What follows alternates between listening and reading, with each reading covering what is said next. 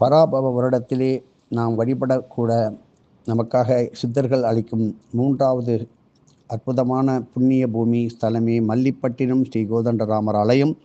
தாவரங்களை படைக்கும் ஸ்ரீ சாகம்பரை தேவி பூலோகத்திற்கு தான் முதலாக கொண்டு வந்த ஆதிமூல சந்தன விருட்சத்தில் இருந்து தோன்றிய சந்தனக்கட்டையை ஸ்ரீராமரிடம் அளித்த திருத்தலமே இந்த மல்லிப்பட்டினம். ஸ்ரீ சாகம்பரி தேவி அளித்த இந்த முதல் சந்தனக்கட்டையை ஸ்ரீ சந்தான கணபதி பூஜை செய்து ராமபிரானிடம் நல்கினார்.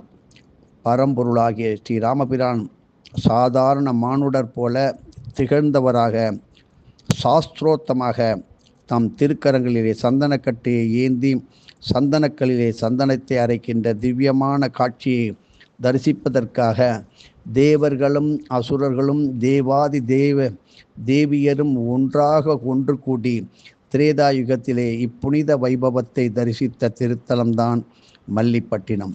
ஸ்ரீராமரும் மல்லிப்பட்டினம் திருத்தலம் அந்த தலத்திலே தம் பரிவாரத்துடன் குறித்த பல மந்திரங்களை ஓதி சந்தனத்தை அரைப்பார்கள். இப்படி இதில் மிகப்பெரிய உருண்டையாக சந்தனம் திரண்டு வந்தது. இதில் முதலில் ஸ்ரீராமர் தம் குல தெய்வமாகிய ஸ்ரீ சூரிய நாராயணமூர்த்திக்கு சூக்ஷ்மமாக அந்த சந்தனத்தை சாத்தி வழிபட்டார். இப்படி இந்த திருமாலே தஞ்சாவூர் திருக்கருகார் அருகே சுரைக்காய் ஊர் என்கின்ற ஸ்ரீ சூரிய நாராயண பெருமாளாக இன்றும் நமக்கு அருள் பாலித்து வருகின்றார்.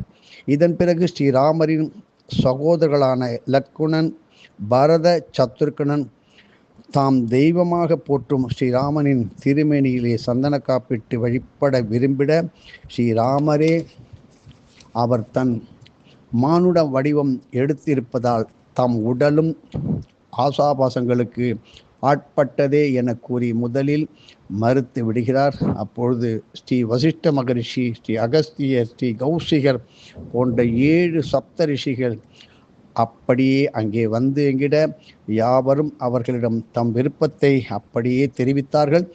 7 சப்த ரிஷிகளும் ஆஞ்சநேயரிடம் இந்த பொறுப்பை ஒப்படைத்திட உடனே அனுமார் தம் நெஞ்சில் எழுந்தருளியிருக்கும் ஆத்ம ராமனுக்கு அந்த சந்தனத்தால் காப்பிட்டு பூஜித்திட சந்தன காப்புடன் திகழ்ந்த ஆத்ம ராமனை ஆஞ்சநேயரின் நெஞ்சில் அனைவரும் வழிபட்டார்கள். இப்படி ஸ்ரீ ஆஞ்சநேயரின் ஹிருதயத்தில் ஆத்ம ராமனாக ஒளிர்ந்த ஸ்ரீ ராமச்சந்திர மூர்த்தியை தற்போது மல்லிப்பட்டினம் ஸ்ரீராமர் கோவில் கருவறையிலே சிலை வடிவிலே நமக்கு காட்சி தந்து அருள் பாலிக்கின்றார். அதாவது சப்த ரிஷிகளும் வேண்டியவாறாக ஸ்ரீ ஆஞ்சநேயர் ஆத்மராமனுக்கு இட்ட சந்தன காப்புடன் ஸ்ரீ ராமர் நேரடியாக நிலத்தில் காட்சி தந்து எழுந்தருளிய கோலமே நாம் இன்று தரிசித்து கொண்டிருக்கும் மல்லிப்பட்டினம் ஸ்ரீ கோதண்டராமர் கோவில் என்பதை மனதில் வைத்து கொள்ளுங்கள். ஆகவே மல்லிப்பட்டினம் கடற்கரை தலத்தில் அரைத்த சந்தனத்தால் சுவாமிக்கு சந்தன காப்பிடுவது விசேஷமான பலன்களை தரும். நெடு நாட்களாக நிறைவேறாமல் இருக்கும் பிரார்த்தனைகள் எத்தனை மக்களிடம் இருக்கிறது. அதை உடனே நிறைவேற்றி தந்தருள்வது மல்லிப்பட்டினம் ஸ்ரீ கோதண்டராமர் சுவாமி வழிபாடு. இலங்கையில் இருந்து மீண்டு ராமேஸ்வரத்தில் இருந்து திரும்புகையிலே ஸ்ரீராமரின் பாத யாத்திரையானது மீமிசல், அம்மணிச்சத்திரம், மல்லிப்பட்டினம், தில்லை வளாகம், பட்டுக்கோட்டை அருகிலே பூவனம் போன்ற தலங்கள் இதன் இடையில் அமைந்துள்ளது. ஸ்வயம்பிரையின் கடல் தல வழிபாடு.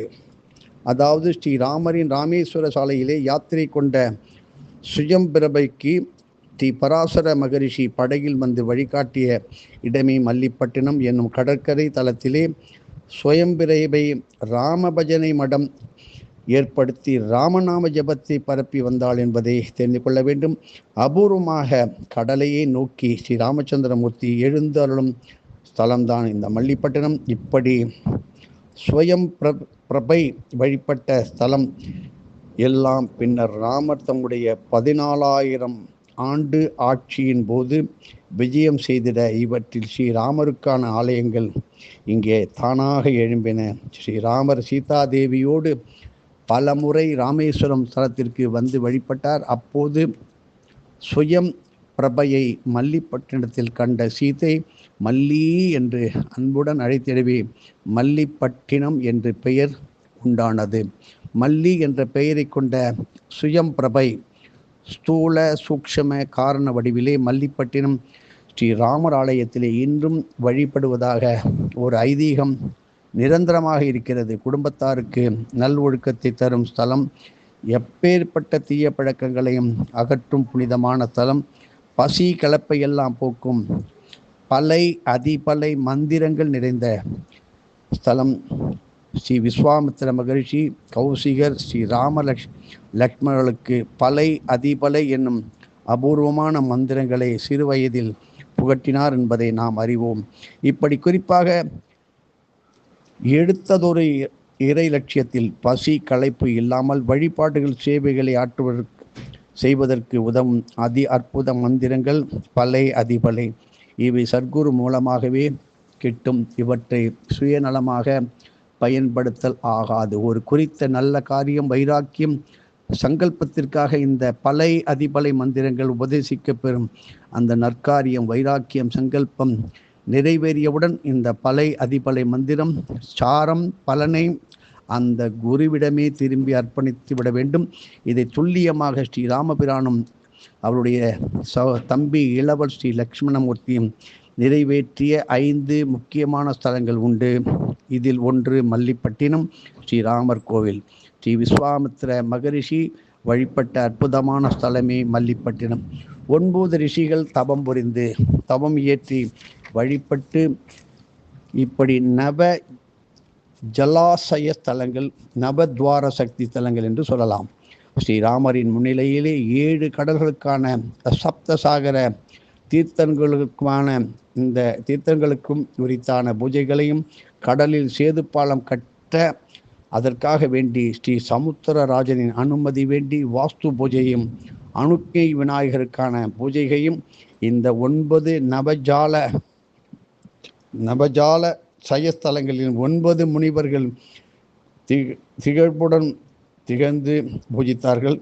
இப்படி பணிவு அடக்கத்துடன் 9 முனிவர்களும் தாமே ஒவ்வொரு மகரிஷியின் கீழ் அமர்ந்து பூஜித்த 9 ஸ்தலங்களான ராமேஸ்வரம், திருப்புலானி அருகே ஆதிசேது, நவபாஷணம் அதாவது தேவிப்பட்டினம், முத்துக்குடா, மீமிசல், மணல்மேல்குடி, கட்டுமாவடி, ஸ்ரீ ராமநாத சுவாமி அபூர்வமாய் கடற்கரையை நோக்கி ஸ்ரீ ராமர் அருளும் மல்லிப்பட்டினம், ராஜாமடம் ஆகியவை பராப ஆண்டு முழுவதும் நீங்கள் எல்லோரும் அனைவரும் வழிபட வேண்டிய ஸ்தலமே மல்லிப்பட்டினம் ஸ்ரீராமர் திருக்கோயிலாகும். தொடர்ந்து பார்ப்போம். எதுவும் என்னுடையதல்ல, அனைத்தும் உன்னுடையதே. அருளாளா அருணாச்சலா.